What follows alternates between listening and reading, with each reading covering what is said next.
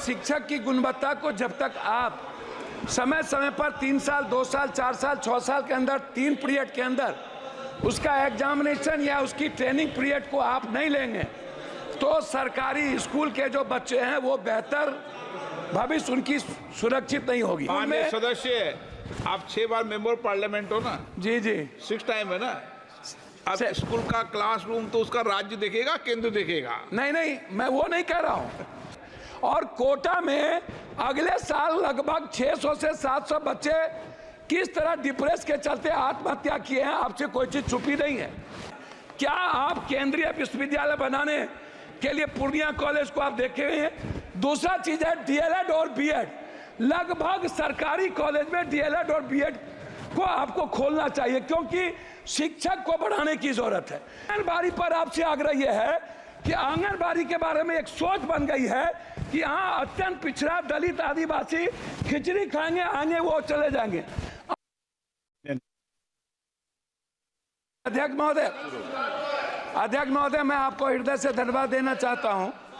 सबसे पहले मैं माननीय मंत्री महोदय जी, मैं आपको शिक्षक जो सरकारी स्कूल में शिक्षक हैं उनमें और प्राइवेट स्कूल में शिक्षक हैं उनकी दोनों की गुणवत्ता, आपसे मेरा आग्रह है कि शिक्षक की गुणवत्ता को जब तक आप समय समय पर 3 साल, 2 साल, 4 साल, 6 साल के अंदर 3 पीरियड के अंदर उसका एग्जामिनेशन या उसकी ट्रेनिंग पीरियड को आप नहीं लेंगे तो सरकारी स्कूल के जो बच्चे हैं वो बेहतर भविष्य उनकी सुरक्षित नहीं होगी।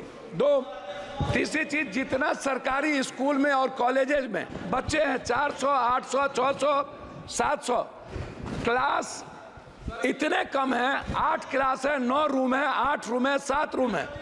और स्थिति यह है स्कूल और कॉलेज में कि 20% बच्ची के लिए मात्र शौचालय बना हुआ है। पानी कहीं भी सरकारी स्कूल में। सदस्य, आप 6 बार मेंबर पार्लियामेंट हो ना? जी जी, 6 टाइम है ना? अब स्कूल का क्लासरूम तो उसका राज्य देखेगा, केंद्र देखेगा? नहीं, मैं वो नहीं कह रहा हूँ। मैं केंद्र पर आरोप नहीं लगा रहा हूँ अध्यक्ष महोदय, नहीं लगा रहा हूँ। मैं क्या कह रहा हूँ, मेरा वो है, मेरा कहना यह है कि जो बिहार या देश की जो सरकारी स्थिति है, आप सबसे ज्यादा बिहार, कोटा में बिहार जाते हैं पढ़ने के लिए, आपको पता है अध्यक्ष महोदय। और कोटा में अगले साल लगभग 600 से 700 बच्चे किस तरह डिप्रेस के चलते आत्महत्या किए हैं, आपसे कोई चीज छुपी नहीं है। और आप वहां गार्जियन बन के, हमने कई बार सारे संस्थाओं के चेयरमैन से मैंने बातचीत की है, डिप्रेस में चले जाते हैं।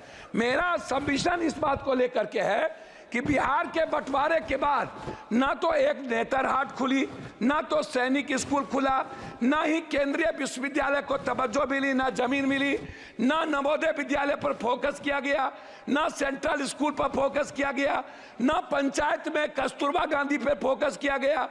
बच्ची के लिए कोई सुविधा नहीं। हम लोगों ने केंद्रीय विश्वविद्यालय का मांग किया था पटना यूनिवर्सिटी को लेके। एक केंद्रीय विश्वविद्यालय भारत सरकार के द्वारा मोतिहारी में खुली, जिसका इतना अनैतिक है। शिक्षा मंत्री महोदय, मैं चाहूंगा कि हर परिस्थिति में वहां के जो विश्वविद्यालय के वीसी है उनकी पूरी कदाचार की जांच जो मोतिहारी है उस पर, और पटना केंद्रीय विश्वविद्यालय को बनाने का मेरा आपसे आग्रह हो। एक पूर्णिया कोसी सीमांचल का पूरा दूसरा उपराजधानी, मैं पॉइंट पर दूसरी उपराजधानी है मेरा, मैं 2 मिनट में खत्म कर दूंगा अध्यक्ष महोदय, थोड़ा सा। दूसरी उपराजधानी है, क्या आप केंद्रीय विश्वविद्यालय बनाने के लिए पूर्णिया कॉलेज को आप देखे हुए हैं? दूसरा चीज है डीएलएड और बीएड। लगभग सरकारी कॉलेज में डीएलएड और बीएड को आपको खोलना चाहिए क्योंकि शिक्षक को बढ़ाने की जरूरत है। उसमें हम कस्बा में और जगह चाहते हैं, इंटर कॉलेज को हम चाहते हैं रुपौली, और साथ साथ हम चाहते हैं कोढ़ा। इंटर कॉलेज हमारे क्षेत्र में सबसे ज्यादा कम है, उसमें हम आगे आपसे आग्रह करेंगे। आंगनबाड़ी पर आपसे आग्रह यह है कि आंगनबाड़ी के बारे में एक सोच बन गई है कि यहाँ अत्यंत पिछड़ा दलित आदिवासी खिचड़ी खाएंगे, आगे वो चले जाएंगे। आंगनबाड़ी की सेविका की ना तो उसका क्वालिटी है, ना कोई क्वांटिटी है, ना उनकी तनख्वाह बढ़ती है, और ना ही बच्चों को आने का कोई सुविधा है। मेरा आग्रह इतना है आपसे कि जो बच्चे जाएं, जो कॉलेज के बच्चे हैं, लगभग कोचिंग के लिए बाहर जाते हैं, क्लास से बच्चे चले जाते हैं, स्कूल के बच्चे खिचड़ी खाने के बाद 80% चले जाते हैं, वो नहीं पढ़ते हैं। कॉलेज के बच्चे नहीं पढ़ते हैं, वो कोचिंग में चले जाते हैं। ये जैसे डीपीएस है, डीपीएस पर हाई कोर्ट ने कहा है, लास्ट कर रहा हूं, हाई कोर्ट का आदेश है डीपीएस पैसा बहुत ज्यादा लेता है, उसको रोक लगाया जाए, नहीं लिया जाए। डीपीएस के जो संस्थापक हैं वो लगातार गलत कर रहे हैं। जैसे अंत में अध्यक्ष महोदय एक सेकंड में 2 मिनट में बात खत्म करिए तो अध्यक्ष महोदय एक सेकंड में, अध्यक्ष महोदय एक सेकंड यूपीएससी बीपीएससी या एसएससी का जो एग्जाम होता है, एग्जाम के बाद उसके जो रिजल्ट है वो 3 महीना 4 महीना बाद क्यों? इससे बच्चे के भीतर डर है कि हमारी हेराफेरी होती है। मैं चाहता हूं जिसका फॉर्म भरा जाए बच्चे का यूपीएससी बीपीएससी एसएससी या कोई भी ऐसी कंपटीशन में, उसका एग्जाम हो और 15 दिनों के अंदर उसका रिजल्ट निकाला जाए। रिजल्ट निकालकर उसकी ज्वाइनिंग की व्यवस्था की जाए, तभी एग्जाम हो, अन्यथा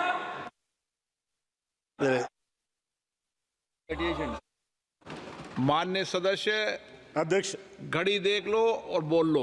2 मिनट से ज्यादा बोलना हो तो बैठ जाओ और 2 मिनट में खत्म करना तो बोलो। सर 2 ही मिनट सर। हाँ, 2 ही मिनट सर। और माननीय सदस्य मैं